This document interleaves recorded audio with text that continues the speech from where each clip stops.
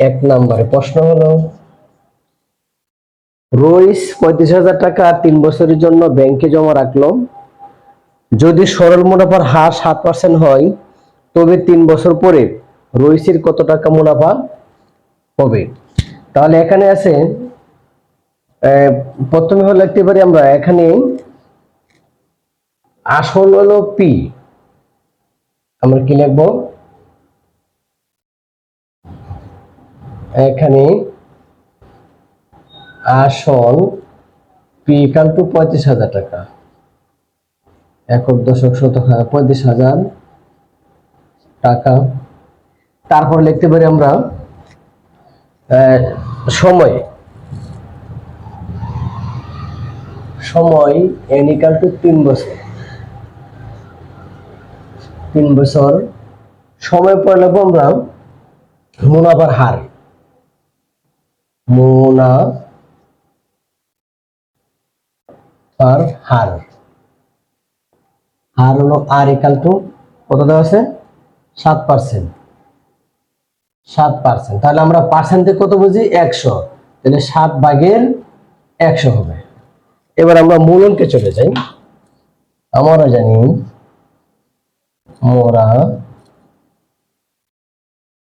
জানি সরল মুনাফা সমান সমান I equal to P R N, এটা হলো সরল মুনাফা সূত্র, I equal to P N আর।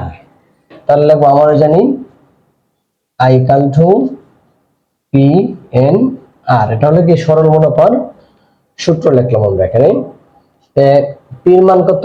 পির মান হলো 35,000 টাকা, 35,000 দশক শতক হাজার, 35,000 গুণ, তো এন এর মান কত 3, এন এর মান 3 গুণ আর এর মান হলো 7/100। এবার আমরা এই 3 দ্বারা 21 কে গুণ করি। এটা আমি 35,000 এখানে লিখলাম, 35,000 গুণ 3 সাথে 21, নিচে কত 100। তাহলে এই শূন্য এই শূন্য কাটা, এই শূন্য এই শূন্য কাটা, তাহলে কি রইল?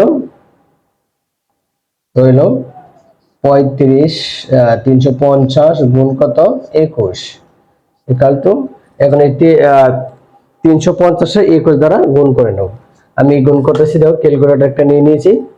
তাহলে কত? তোমরা তো ক্যালকুলেটর নিয়ে গুণ করে নেবা, 350 গুণ 21, তাহলে কত হয়েছে 7,350, 7,000 এখানে করি, হ্যাঁ 7,350 টাকা।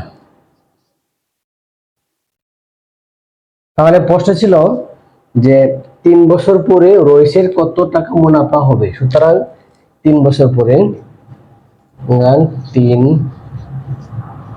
বছর পরে রইসের মুনাফা হবে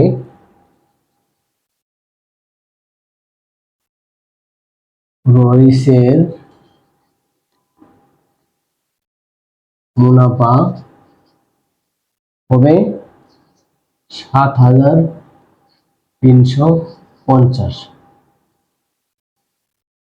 টাকা। সুন্দর করে, এই ছিল 1 নম্বরের সমাধান। তাহলে এবার 2 নাম্বার দেখো, এখানে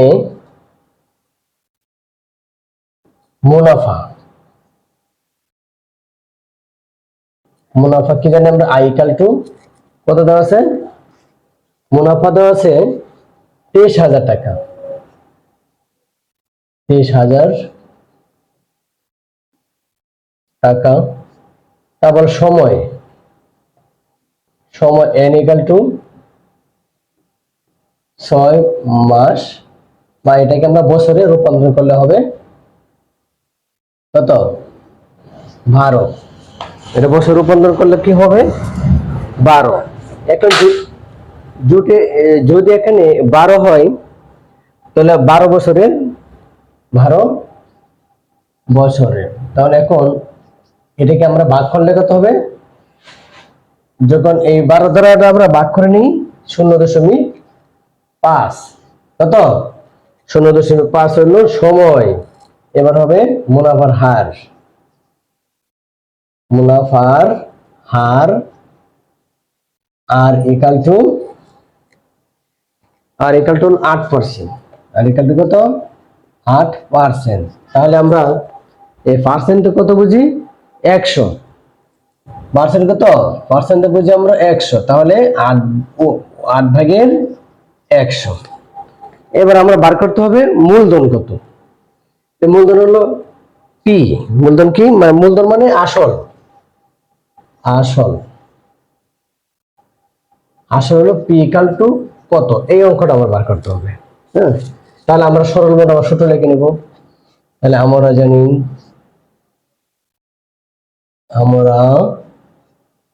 জানি I equal to P R N. এখন পি এর মান কত নাই, তাহলে আমার এটা যেহেতু মূলধন বার করতে হবে, তাহলে পি ইকাল টু 1 যাবে উপরে আর পি এন নিচে থাকবে ইকাল টু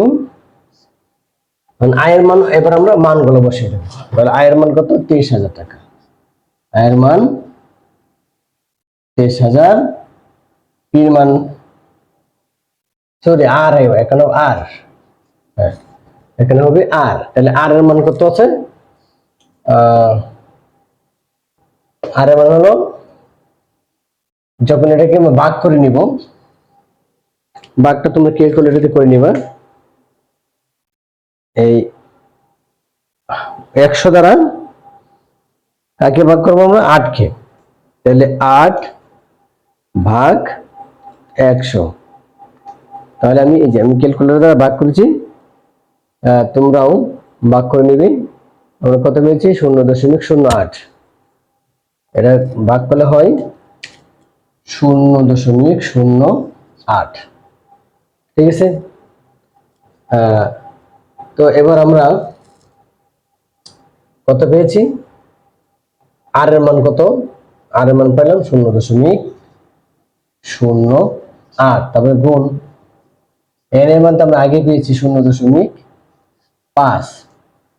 তো তোমরা প্রশ্ন করতে পারো আমরা এখানে 0.5 করে পেয়েছি, আমরা 6 কে 12 দ্বারা ভাগ করেছি, তারপর পেয়েছি আমরা 0.5। তাহলে এবার দেখো, এবার এই দুটো আমরা গুণ করব। 23,000 গুণ করলে কত হয়, এটাকে ক্যালকুলেটর দ্বারা আবার গুণ করে নিবা।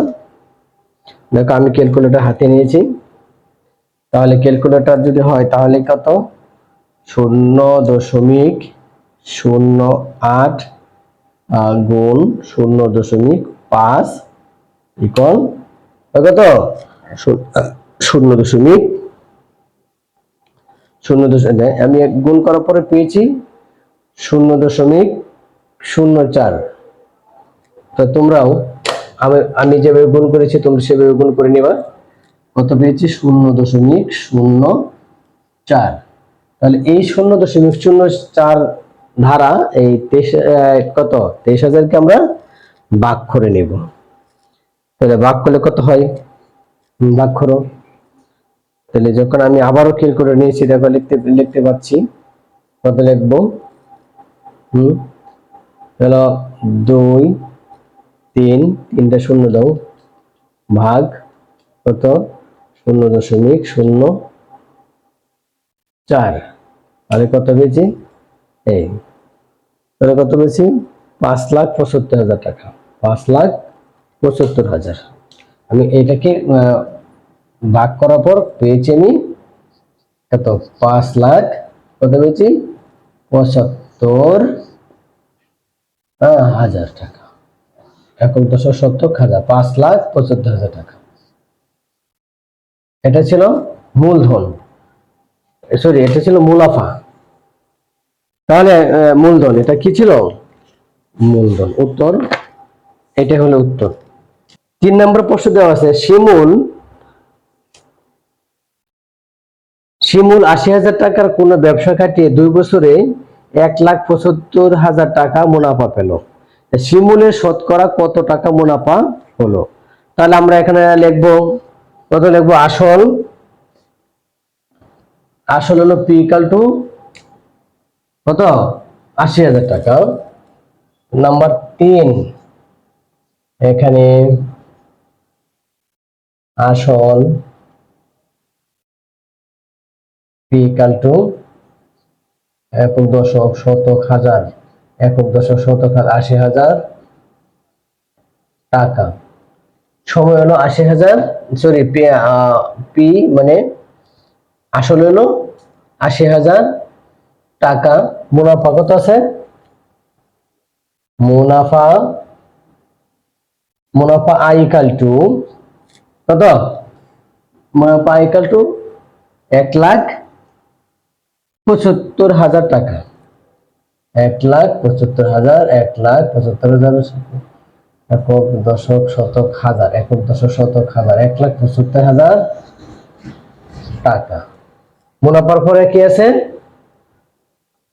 তা হলো সময়। সময় কত? এন ইকাল টু সময় হলো ২ বছর। কত? ২ বছর। কিন্তু আমার বার করতে হবে মুনাফা কত। তাহলে মুনাফার হার কত না, শিমুলের শতকরা কত টাকা মুনাফা হলো। তাহলে মুনাফার হার নাই এখানে। তাহলে আমরা লিখব মুনাফার হার কত। মুনাফার হার আর ইকাল টু কত, এটা আমাদের বার করতে হবে। তাহলে আমরা সরল মুনাফা সূত্রটা লিখে নিই।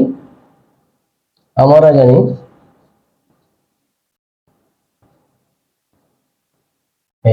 জানি I equal to P N R, বা যেহেতু আমরা হার বার করতে হবে তাহলে আর ইকাল টু মুনাফা আই দেবো উপরে আর নিচে থাকবো পি এন।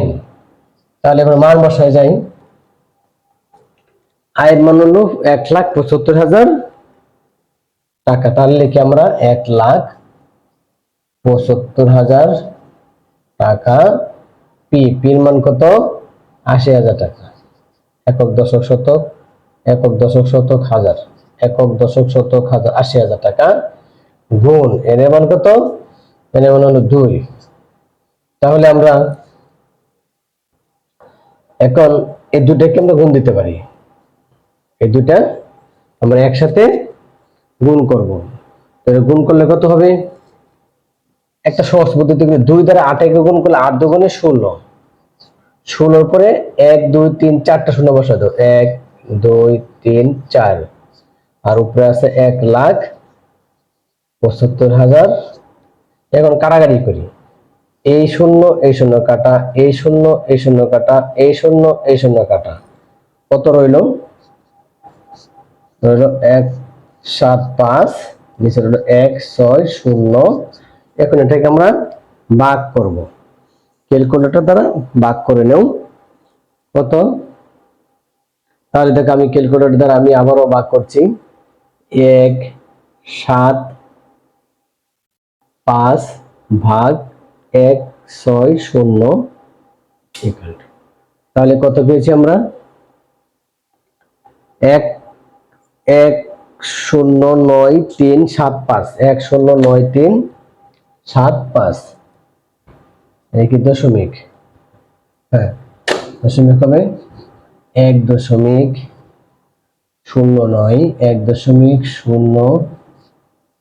১,০৯৩৭৫ টাকা, এত টাকা।